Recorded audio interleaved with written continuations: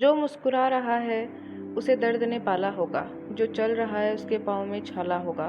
बिना संघर्ष के इंसान चमक नहीं सकता और जो जलेगा वही दिया उजाला देगा। So my whitey family, welcome back to our YouTube channel Mandi official में आप सभी लोगों का स्वागत है। अगर आप मेरे चैनल पे नए हो तो please subscribe my channel and press the bell icon, ताकि आपके पास में मेरी सारी स्टोरीज़ के नोटिफिकेशंस आते रहेंगे। और थैंक यू सो मच, आप लोग मेरा इतना सपोर्ट करते हैं, मुझे ऐसे ही सपोर्ट करते रहिए ताकि मैं अपने टारगेट को अचीव कर सकूँ। तो आज की कहानी होने वाली है संघर्ष की और एक किसान की कहानी है। तो कमेंट में जय किसान लिख दीजिएगा। तो चलिए कहानी को फिर शुरू करते हैं। एक बार एक किसान होता है और वह कड़ी मेहनत के साथ में अपने खेत में काम करता है। भगवान उस किसान से किसी कारण से नाराज़ हो जाता है। जब भी वह किसान फसल उगाता है तभी वह बारिश, तेज़ आंधियाँ, तूफान, कभी कभी अकाल और कभी कभी बाढ़ ला देता है। ये सब देख करके किसान है वो बहुत परेशान हो जाता है, लेकिन वह संघर्ष करना नहीं छोड़ता है। लेकिन ये सारी चीज़ें बार बार होती हैं, कभी बाढ़ आती है, कभी सूखा होता है, कभी इतना पानी हो जाता है तो कभी पानी बिल्कुल भी नहीं होता है। ये सब देख करके किसान बहुत ज़्यादा परेशान हो जाता है। फिर वह अपना सर पकड़ करके अपने खेत में बैठ जाता है और भगवान को कोसते हुए कहता है कि हे भगवान, अगर तू किसान होता तो तुझे मेरे दर्द का अंदाज़ा होता और तू ये गलतियाँ कभी नहीं करता। तू हमारी फसलों को बर्बाद क्यों करना चाहता है? अगर तू किसान होता तो तुझे एक एक अन्न का महत्व पता होता। इतने सारे तीखे व्यंग्य जब वह कसता है तो भगवान सोचते हैं कि चलो, मुस्कुराते हुए सोचते हैं और कहते हैं कि चलो आज इसे दर्शन देते हैं। भगवान उसके सामने प्रकट हो जाते हैं। किसान ये देख करके चौंक जाता है और खड़ा हो जाता है और दोनों हाथ जोड़ लेता है। उसके बाद वह भगवान को अपनी सारी शिकायतें सुनाता है। भगवान सुन करके मुस्कुराते हैं और कहते हैं कि चलो ठीक है, आज से मैं तुम्हें इतनी शक्ति प्रदान करता हूँ कि तुम चाहोगे वैसा ही मौसम तुम्हारे खेत के अंदर होगा। तुम कहोगे तो दिन, तुम कहोगे तो रात होगा। इसके बाद में वह वहाँ से चले जाते हैं और किसान इतना ज़्यादा खुश हो जाता है और सोचता है कि आज तो मैं भगवान को ये सारी चीज़ें करके दिखाऊंगा और दिखाऊंगा कि फसलें किस तरीके से उगाई जाती हैं और सारे के सारे किसान खुश हो जाएंगे। इसके बाद वह अपने खेत में जब चाहे वैसा मौसम रखता है, जब चाहे तब बारिश लाता है और जब चाहे तब बाढ़, आंधी, अकाल को रोक लेता है। वह अपनी फसलों को लाड प्यार के साथ में पालता है।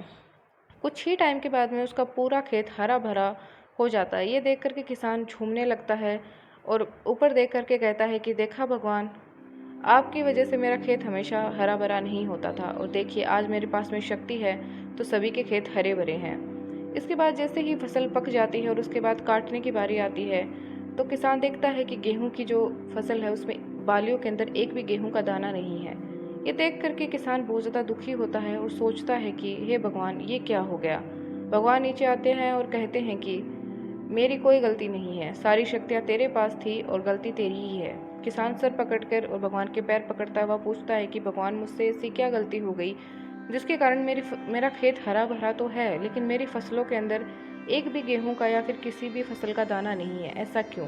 भगवान मुस्कुराते हुए कहते हैं कि तूने तेरी फसलों को कभी संघर्ष नहीं करने दिया, तूने उन्हें लाड प्यार के साथ पाला। जो भी चीज़ लाड प्यार के साथ में पलती है वो कभी भी सक्सेस यानी कि सफल नहीं हो पाती है। बुरी परिस्थितियाँ हमेशा, चाहे इंसान हो, चाहे फसल हो, चाहे जानवर हो, उन्हें ताकतवर ही बनाती है। लेकिन तूने कभी तेरी फसलों को संघर्ष करने ही नहीं दिया, तूने हमेशा उन्हें लाड प्यार के साथ रखा। आंधी, तूफान, बारिश मैं इसलिए भेजता था ताकि फसलों को संघर्ष करने का मौका मिले और कड़ी धूप के अंदर पकते थे, तभी जो फसलें होती थी उनके अंदर दाना आता था और जिसकी वजह से तेरा घर है जो कि भरा रहता था। ये सब सुन करके किसान रोता है और भगवान के पैर पकड़ करके माफ़ी मांगता है। कहता है कि हे ईश्वर, मुझे माफ़ कर दीजिए, मुझे लगा कि आप ये सब इसलिए करते हो ताकि आपको इस चीज़ के अंदर मज़ा आता है और आप हमें परेशान करना चाहते हो। इसके बाद ईश्वर कहते हैं कि मुझे मेरे बच्चों को परेशान करने में कभी मज़ा नहीं आता है।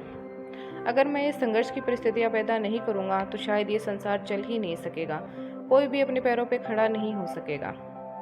सो माई वाइटी फैमिली, बिना संघर्ष के कोई इंसान महान नहीं होता और जो पत्थर चोट ना सह सके वो भगवान नहीं होता। तो संघर्ष लाइफ में ज़रूरी होते हैं और ऐसी सिचुएशंस आती हैं तो उनका सामना करना चाहिए, वो आपको और भी ज़्यादा स्ट्रॉन्ग बनाती है। उस वक्त हमें ऐसा फील होता है कि भगवान हमारे साथ में गलत क्यों कर रहा है, लेकिन जब भी भगवान आपको बहुत ज़्यादा रुलाता है और दुखी करता है उस वक्त समझ जाइएगा कि वो आपको परख रहा है और आपको तपा रहा है ताकि आगे जा कर के आप भी हीरा बन सकें। So thank you so much my whitey family for listening this moral story. ऐसे ही मॉरल स्टोरीज मैं आपके लिए लाती रहूँगी और मेरा सपोर्ट आप लोग ऐसे ही करते रहिएगा। Thank you.